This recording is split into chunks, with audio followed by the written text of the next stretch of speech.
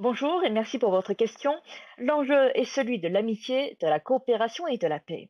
Le président chinois Xi Jinping effectue une visite d'État en Russie du 20 au 22 mars à l'invitation de son homologue russe Vladimir Poutine.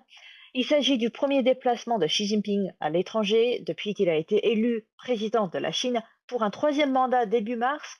D'ailleurs, je me permets de rappeler que la Russie a constitué sa première visite d'État à l'étranger quand il est devenu président pour la première fois en 2013, mais aussi la neuvième fois qu'il visite la Russie en tant que président chinois.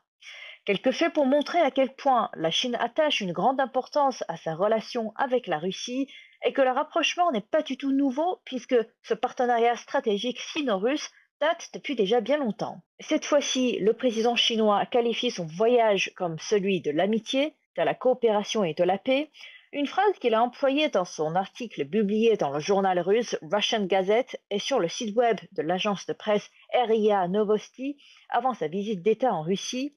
L'article est intitulé Aller de l'avant, ouvrons un nouveau chapitre de coopération amicale sino-russe et de développement commun.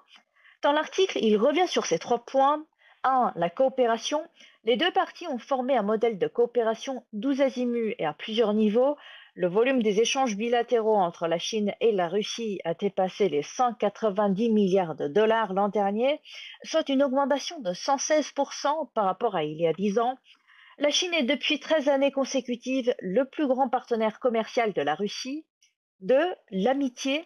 En 2021, les deux présidents ont commémoré le 20e anniversaire du traité de bon voisinage et de coopération amicale entre la Chine et la Russie et ont pris la décision de prolonger ce pacte. En 2022, les deux chefs d'État ont officiellement lancé les années d'échanges sportives Chine-Russie lors des Jeux olympiques d'hiver de Beijing. 3. La paix. La visite du dirigeant chinois en Russie intervient alors que les tensions géopolitiques s'intensifient dans le monde. Au sujet de la crise ukrainienne, la Chine maintient une position objective et juste et jouera un rôle constructif dans la promotion des pourparlers de paix. Face à l'aggravation de la crise, la Chine a successivement avancé un certain nombre de propositions, notamment l'adhésion au but et principe de la Charte des Nations Unies, le respect des préoccupations légitimes de sécurité de tous les pays et soutien aux efforts visant à résoudre pacifiquement la crise ukrainienne et la garantie de la stabilité de la chaîne industrielle et de la chaîne d'approvisionnement mondiale.